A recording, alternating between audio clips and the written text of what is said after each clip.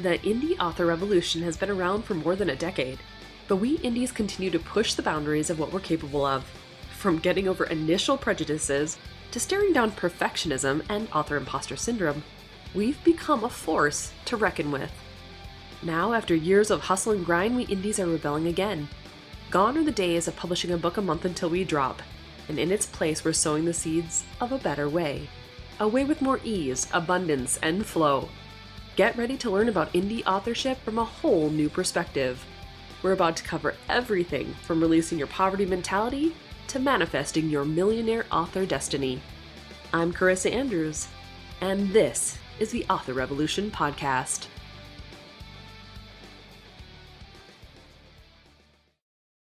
Well, hey there, everyone. Welcome back to the Author Revolution Podcast. Whoo! Here we go, guys. I can't believe it's already been a week since getting back from InkersCon. Where did this week go? It's just been insanity. So this week, I get to finally share with you an interview I had with the amazing Tara Cremin from Kobo. Now, we talked earlier in the year. It was actually in March. And we were talking about this new shift with Kobo Plus going into the US markets, which was really cool. So I got to find out about this quite a while ago, but it's been interesting to see how that's expanded.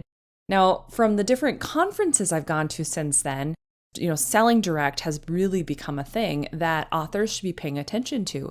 And the more that I even look at that, the more I start to mentally play around with the idea of going wide or going, completely direct, where that's my main store option, the more I think how much Kobo is just such a unique reading experience.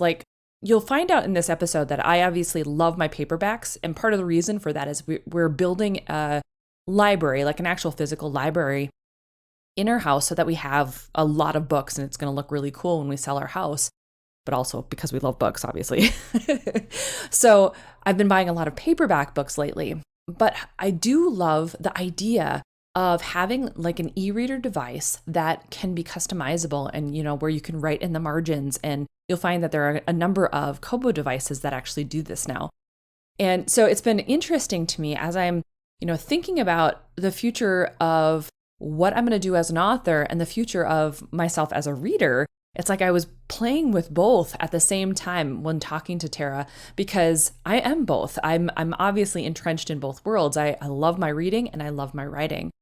And so Kobo has this really unique perspective of how to make the reading experience more perfect for the reader. And so that's really cool. And from the author perspective, they're trying to make it as seamless and as easy as possible as well. And so I love the ethos of Kobo, and I love the way that they're tailoring everything that they do to both the reader and the writer. It's just such a wonderful company. And then obviously Tara's just amazing.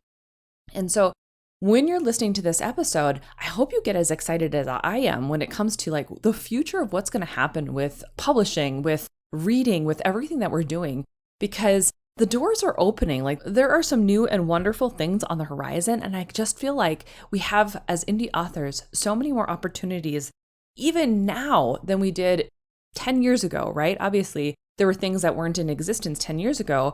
And so things shifted and they grew and things expanded and things were refined, but it's still happening. It's still ongoing. Finding a way to be able to integrate, marketing systems and different platforms like Kobo into your marketing systems and how you're delivering your books and distributing to your readers, it just really matters. The experience as a reader matters. The experience as a writer matters. But there's this blurred line between the two of them where, you can deliver that to your readers as a writer and just really be able to enjoy the experience of it. Kobo does a fantastic job of making that magic happen. So without further ado, let's bring on the interview with Tara. You're going to love what she has to say about all the new things that Kobo's up to. And let's get to it. Well, hi, Tara. It's been a little while since you've been on the Author Revolution podcast. I'm so excited that you're here. Thanks for obviously coming back to the show. So I hear that there are some new things happening over at Kobo. Would you want to fill us in on what's all been going on over in your world? Sure. Thanks for having me back. Always happy to chat. Yeah, always lots going on with Kobo. We have new devices as always. And on like the indie author side, our focus has been a lot of about Kobo Plus, which is our subscription model. And that has been around for quite some time now. We started in Belgium and the Netherlands in 2017. And I should caveat our non-exclusive subscription model. But the biggest news, I think, is that we, I guess, by the time this goes out, have expanded into the US and the UK market as well to offer Kobo Plus in audio and ebooks for customers there. So indie authors can access this, get really easily in with their books through Kobo Writing Life. It's just one like sort of button that you have to press. You can remove your books at any time. You can even select the geos as well if you perhaps wanted to just try out the Netherlands first. We sort of built it out with the authors in mind and tried to give as much control as possible. So with the launch of the US and the UK, that's really hitting up all of our core English geos, which is Canada, Australia, New Zealand, the UK, the US. And then there's also available in, I hope I get all of this right, Belgium, the Netherlands, France, Italy, and Portugal. So that brings us to 10 geos. That is amazing. Okay, that's super cool. Okay, so for those of us who might be new, I mean, I'm not overly new, but I would like to learn more. So what does Kobo Plus do? Like, can you give us a quick rundown on how it works? Sure. So from like so say if you're a reader, from a reader perspective, it would be like you pay a monthly subscription, and depending on your geo, they're all a little bit different because we at Kobo always take what I like to call like a globally local view of book selling. So our Kobo Plus markets are all slightly different depending on that book market. But so most of the time it is you can either pay a subscription for Kobo Plus Read, Kobo Plus Listen, or Kobo Plus Read and Listen, which allows you to, for X amount a month, you can access all of the ebooks, audiobooks, or both that you would like. So that's kind of on the customer side. And then on the indie author side, you can make your books available to be in this kind of pool of books that can be read. And then how it works is that it is a subscription-based model. It's like a revenue share model. So it's very similar to a lot of how the other subscription models work. One of the main differences is that we actually calculate the reads by the minutes that your book has been read. So I know it can be kind of maybe common to see like page reads or size of book or anything like that, but we use minutes read, which allows us to treat ebooks and audiobooks exactly the same. And it really reduces the instances of gamification because we're timing, how long a book is open. And, we have a lot of kind of checks and balances in place for when like offline reading, and then it gets uploaded after the fact and all of that. So how it works is that basically in each geo, there is the number of subscribers and their subscription. So that is our main pool of revenue. And then we divide that by all of the minutes that books have been read, and that gives us the value per minute. So this will differ each month. It'll differ in each geo as well. It doesn't really like differ all that much. And then you'll get paid out. We use the value per minute multiplied by the amount of minutes that your book was read. And then 60% of that is the author's take home. So it seems a little complicated, but once you see it kind of written down, it's like pretty straightforward. But just, I feel like now I'm just like saying numbers, No, that totally made sense to hard me. to follow. Yeah. No, I totally understand that. I think it's pretty similar to like you said, the other subscription models, and just in the fact that it's minutes instead of page reads. And so it's a lot easier to just, like you said, keep track of it in a way that's not gamified or being abused in some way, shape, or form. So I think that's really cool the way that that's done. And I love that you have that capability of having both the ebook version and the audiobook version separately, or if you wanted to have them both combined, because I know a lot of us have, both subscriptions or something from other places. And so having that combined, it's like, oh, that's really appealing. I like that a lot. Yeah. And I really think that the non-exclusive piece just sort of shows as well that what we've seen is that it doesn't, if you're like publishing widely and you're publishing globally, to me, it just like, it's a no-brainer to opt your books in because it's just this other audience. And what we've seen is that like there isn't really too much of a negative in terms of like your a la carte sales, that we've just sort of seen authors report like an increase in revenue overall from the subscription reads. So they're for sure, like if this was a Venn diagram, like there's definitely overlaps between people that are like buying a la carte and subscribing. But for the most part, like it's different books. It's like a different type of audience that are wanting to consume books in that way. And it's definitely, even when I look at like what's trending on the Kobo Plus list, it's not always the same that's trending on the a la carte. So it just definitely shows that you're reaching like a new audience of readers that perhaps you hadn't seen before through Kobo.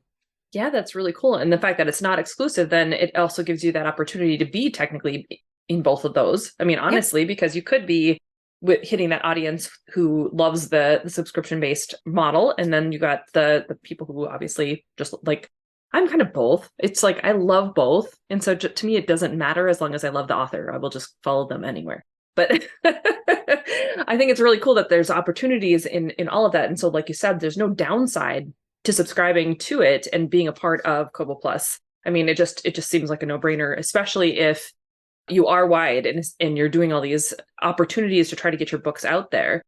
So you answer the question of whether or not it needs to be exclusive, but do you have to sign up for Kobo directly, like to be in the back dashboard of Kobo, or can you still get access to Plus by going through like an aggregator like Draft Digital or Publish Drive or anything like that? Yeah, you can definitely get into Kobo Plus going through an aggregator. The difference, I think that our controls are slightly different from my understanding, is that you have to sort of opt in everywhere, whereas we offer the select geos if you wanted. And then there's also, as with coming direct with Kobo kind of for anything, is that there's like merchandising opportunities that wouldn't necessarily be available just because the Kobo Writing Life team is available to you. And that's something that's really exciting with Kobo Plus as well, is that we want to see what we can do in terms of like really highlighting our authors and spotlighting them. They already sort of organically get filtered to the top of a lot of the reads in these lists, but we want to try and be a bit more thoughtful with that. So if you're already going through an aggregator, you can definitely reach out to them and see. And I believe they should be opting in and it shouldn't be a problem. So yeah, it's up to the author's preference, really. That's really cool. Yeah, I was going to ask if there were better promos or marketing opportunities then if you went direct through Kobo instead of going through a distributor. Could you explain those a little bit more? Sure. So when you're coming direct with Kobo Writing Life, so that kind of means that you're coming to kobo.com/writing life to create an account. There's a promotions tab that we have available. If you don't see it in your account, you can just send the team an email at writinglife@kobo.com. And we'll enable that for you. And that's just sort of coming direct to us. So I think the main thing is that you're not foregoing the aggregator fee. So you're earning more money each time you're kind of coming direct. And we have built out these promotional opportunities that are available. There's a lot of different types of ones. We have audiobooks, we have library promotions as well, all of kind of access to these different things. But I think the main part as well is that you do get access to the team.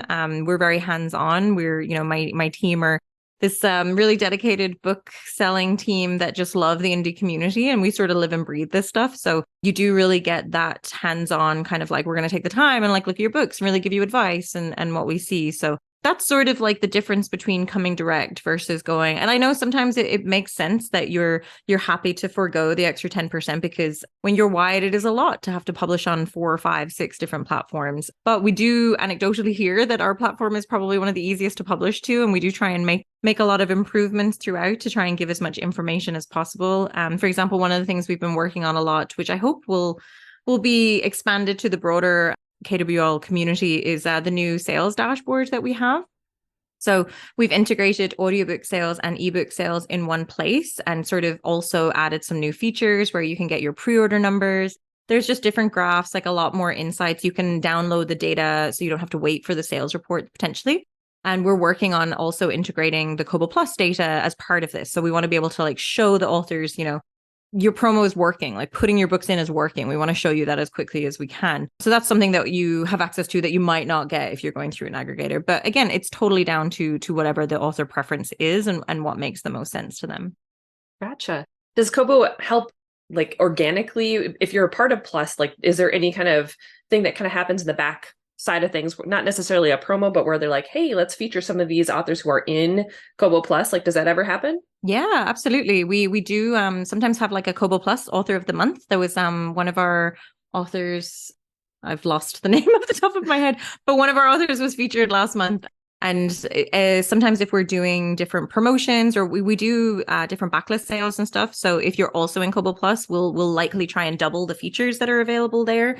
And there's a lot more stuff. It just sort of is helpful for us to know. And I do think that it helps with your ranking on Kobo as well, because our like ranking is not strictly just based on sales. So when you see your sort of how you're charting on our site. It differs per geo, it differs in all the different spaces, but it also, being in Kobo Plus, affects what we call like the temperature of your book. So it's not just sales, it's like how often your book is being searched for and clicked on, and promotions that you're part of and everything. They all are kind of taken into increase the temperature, which then helps with the rankings. So definitely being part of Kobo Plus helps with that.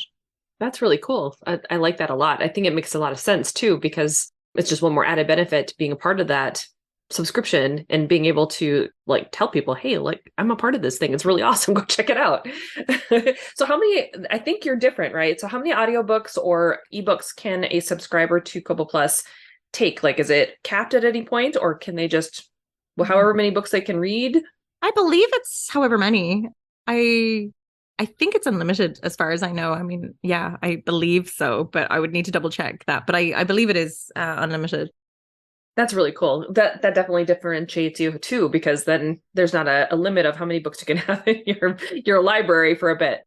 It's helpful. I know for me, I like to read a lot of books and then I forget to return them. And so it's like, so yeah, I'm like, oh, I like that idea a lot. Every time we talk, you're like pushing me over closer and closer to Kobo, I swear. Awesome. That's my job. Like literally is my job. Right? I love it. I mean, I'm obviously there and I can take off the anecdotal part where for me, yes, the platform is super simple and easy to use. And it's even so simple that I can be like, hey, to my PA, Jenny, can you go ahead and take down all of my audiobooks right now from Find Away Books on Kobo and then put them direct to Kobo? And she's doing it herself. Like I don't have to be a part of it. I can look it over if I wanted to at the end of it. But at the same time, she knows what she's doing because it's so simple to use and it makes it walks you through everything. It's just so easy to use. And with the audiobook piece as well, that's another thing that we just have to enable for you. So if there's someone that's listening and they're like, I don't see the audiobooks in my account, just send us an email again, writinglife@kobo.com, because we just have to switch that on. But it's a very simple process. And we do all of the processing in-house. So it means that the audiobooks get published within 24 hours. More often than not, it's within a matter of hours, which for audiobooks, considering the file size, is very, very quick. So really quick publishing. And the way that the team built the upload process, I really like. It's like you drag and drop the audio files and you can rename them and listen to them to make sure you have the chapters in the right order and everything. So yeah, it's really, really easy. And then you can opt into Kobo Plus just with the one button again with audio. So how does Kobo Plus for audio differ then from the ebook side? Is it based off of the listening minutes then? It's exactly the same. So it's exactly as how many minutes your book is listened to. That's all in the overall pool of minutes. So if I talk really fast on my audiobook, I'm screwing myself. What?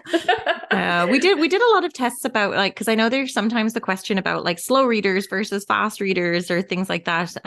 But we did a lot of kind of studies before we sort of moved into this, especially because, we have had this launch since 2017. And like, for lack of a better phrase, it kind of all comes out in the wash that the slow readers are balanced with the fast readers and things like that. And we just don't see it affecting it. It didn't, we broke it down by genre and like really investigated each one. And there wasn't that much of a difference between things. So yeah, I wouldn't be too concerned about that.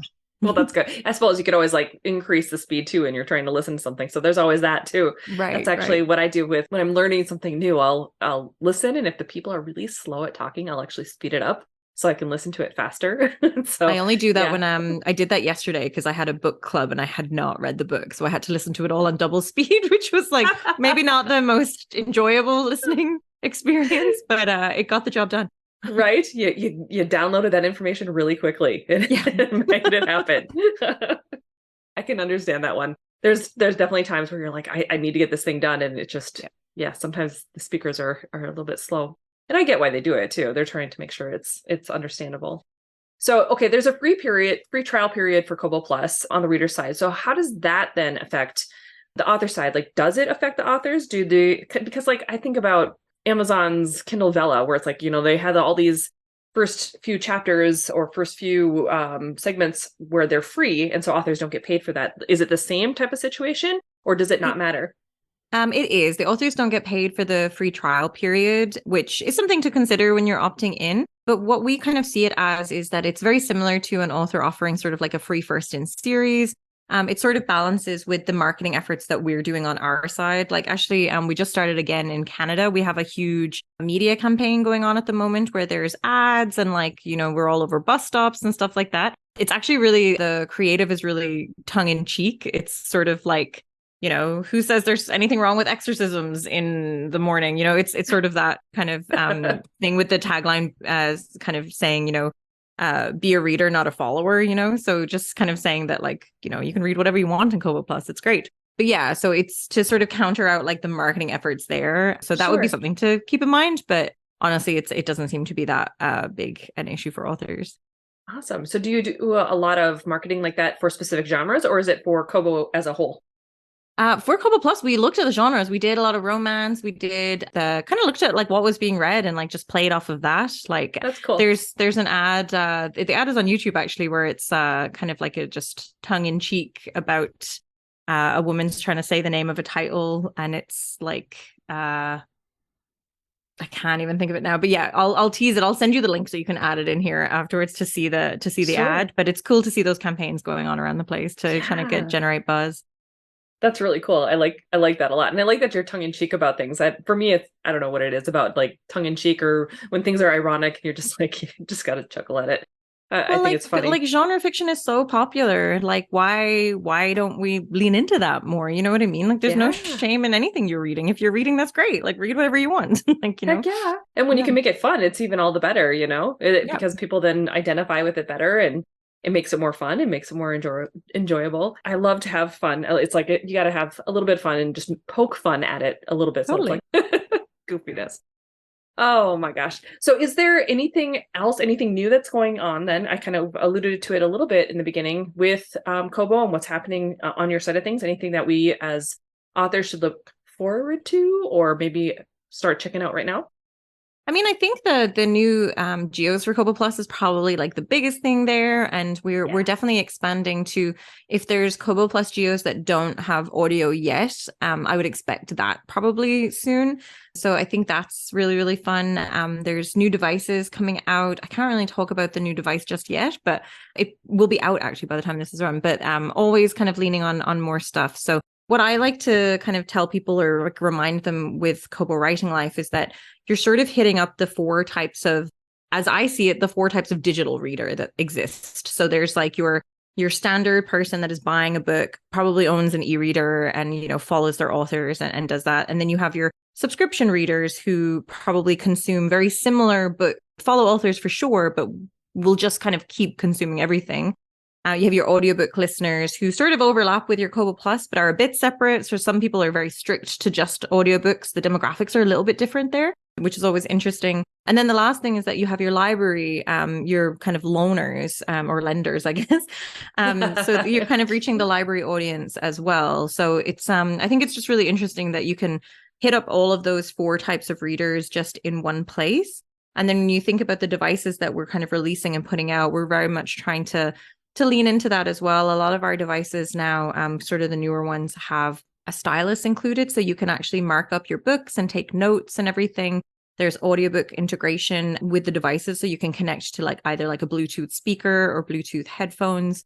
And then you can loan from Overdrive directly from your device, which is, I think, kind of really beneficial because librarians are just the best booksellers and it doesn't seem to be slowing down at all in terms of digital libraries kind of doing well with everyone. And and then there's also Kobo Plus is available in the devices too. So we're trying to just, our focus is always just on the digital reading experience and just trying to make that as seamless as possible. And just, we don't want to interrupt any reading time. We just want you to be kind of reading and keep reading. And that's always been our ethos.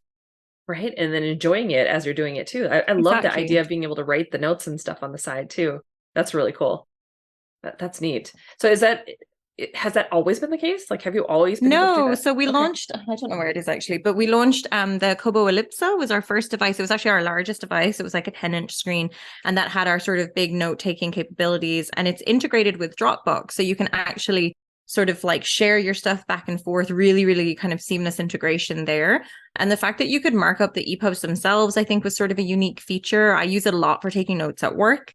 And especially, if you're, as prepping for like a podcast guest or something, as you're reading and you want to take notes, I think books should look like they're read. I often just kind of scribbling in the margins of physical books. So I do like that you can now scribble on digital ones as well.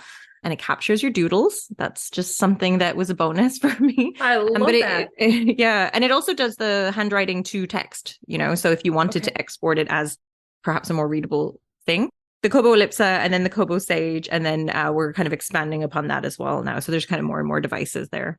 I love it. It seems like you guys really have this like pulse on being able to be like the bibliophiles that we all are. Like us authors, I think most of us started as bibliophiles, and so we love our books and we love to take care of them in whatever way, shape, or form. And so having that capability to do some of those things in the digital format is just really appealing to me. I don't know why that is. It's really appealing. I love that. Yeah. I mean, it's one of the things that I enjoy most about working in kind of this role and at Kobo is that because we do design the devices, like there's a team that is working on this. And, when we were like permanently in the office, you could just go upstairs and talk to like the architects of the latest device and be like, okay, explain this to me. Like, why are we doing this? Or, get into a really in-depth discussion about e-ink that you wouldn't think would be interesting, but it actually really is because e-ink is evolving quite a lot lately. And why a comfort light is better reading experience than the blue light and like why we put that in our devices as well. So like all this different stuff. So it's very much like our focus is kind of trying to very much lean on like what new technology we can work on and just try and improve digital reading. I think some people still think of them as like, iteration 1 e-readers where it's so much more than that now. Right. I think I even have the idea of that sometimes because I've gotten so used to just reading really fast on my phone and not really being on a reader itself. Like I can't read on my phone. Like I just find it I get too distracted with the notifications and like I just don't have the strong willpower to not stay to not leave the book. I think that's why I order all the paperbacks. That's true too. I have a huge stack of paperbacks on my side. My husband's always like, this stack just never seems to be going down. Are you sure you're reading these things in the morning? I'm like, yes. I'm still reading. I'm reading them. They just go over on that shelf over there, but the new ones just keep the stack right there. You're like, look at the notes in the margin. I definitely read this. Right? I totally read that, but I got more. Is that okay? I love books. They're so fun. You can't start working in a bookstore at 14 without loving books, I don't think. So nice. Yeah. Oh my goodness. Well, once again, where should my audience go if they want to either find out more about Kobo Plus from the reader side, if they happen to just like be wanting to obviously join as a reader, or if they're wanting to learn more about how to do it as an author? How do they go about finding everything? As a reader, if you go to kobo.com, if Kobo Plus is available in your area, you'll see it right away. It'll be there. If not, and you want to see kind of what the experience is like or the different things, a cool trick is that if you're on kobo.com, there's a little flag at the top of the screen and that defaults to where you are. But if you click on that, you can actually browse through our different storefronts. So you can go to a geo where we do have Kobo Plus and sort of see what that looks like. And then from an author perspective, if you're coming through Kobo Writing Life, it's part of when you're publishing a book. So it's in one of the steps in the rights and distribution. So just sort of as you're publishing, you can opt in. If you wanted us to bulk opt in your books for you, you didn't want us to go through them one by one, we're happy to do that. Just send an email to writinglife@kobo.com and the team will help there.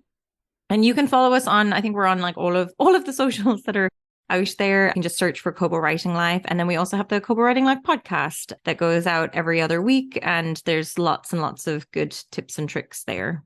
Plus the amazing blog that you guys do as well. Oh, yeah. Terrence is killing it on the blog these days. It's really, really good. And we have our newsletter that goes out every month as well, the KWL Quill. So you can find all of that information is all on the blog, which is kobowritinglife.com. That's awesome. Well, thank you, Tara. Thank you for being here and explaining more about what's new and shaken in Kobo, and obviously the new geos for everything that's going on for Kobo Plus. That's awesome. Congratulations, by the way. Thanks. Thank you for being here. I'm so glad that we were able to connect again. Me too. Thanks so much for having me. Do you see what I mean, guys? Holy cow. Kobo has so many cool things that they're in the process of doing all the time. Like every time I talk to Tara, there is something new. Like there's a new device, there's a new innovation that they're working on when it comes to, the devices that they're using, the way that they're creating an experience for readers or what they're adding to the dashboards for authors. It's just such a cool company. And I love that it's the kind of company where you could just email them, just email and be like, hey, so here's this question I have, and they'll get back to you. I mean, how cool is that, right?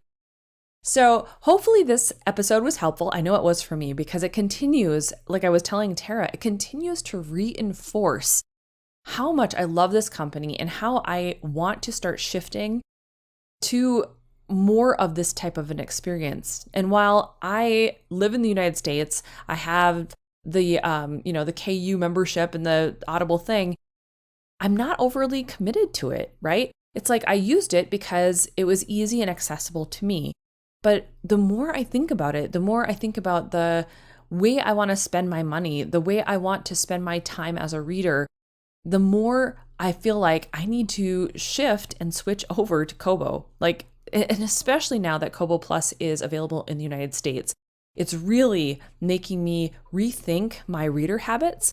And when I'm reading from the digital side of things, I'm really considering getting one of those amazing Kobo Plus devices where you can write in the edges and doodle and do all the things, because that just sounds like so much fun to me. I love it. And then I'm not, marking up a book that I don't need to. That perfectionist Virgo side of me kind of freaks out about that, but I love the idea of it, right? And then there are digital books where they're journals where you could write in there directly. That'd be so cool too. So I'm just saying. But to me, it just feels like the direction I want to go. I want to have more of that fun experience with my books. And from the digital side of things, I'm not a huge fan of reading from my phone, not because of what Tara was saying about all the notifications. Like I'm pretty good about hitting do not disturb and just going from there. But I think just because I like the experience of reading a paperback. And if there is a way to be able to get that experience through a digital device, I want to try it. So at any rate, these are my ramblings about what I want to do as a reader, what I am feeling like as an author in the direction that I'm going. But hopefully it gave you some things to think about as well. Like, are you going to start selling your books wide? Are you going to start, sending people to Kobo? Are you going to start, trying out their promotions in their back dashboard? Are you going to put your audiobooks up there and see what happens? Like all of the things that we have available are just more eggs in baskets. It's just more ways to be able to get our books into the hands of readers. And that's really what's important, right? All right. Well, if you'd like to download today's transcript for the episode and for the interview, head over to authorrevolution.org/188 and you can get it there. You can also click on some of the links that we talked about. Like I will have an email link to be able to contact Kobo directly if you'd like to do that. Or if you want to check out that really silly, fun YouTube video with a commercial that Tara was talking about as well. It's great. It was actually pretty funny. I even had to show my husband Colin because it was that cute. So definitely check that out as well. All right, guys. I am going to go back and continue writing all of my words. I'm in the process of getting Midlife Wolfmate out the door. And thankfully, the words are flowing. It's been a good time of writing since I've gotten back from InkersCon, so that's great. I hope you are getting all the words out as well. So go forth and start your author revolution.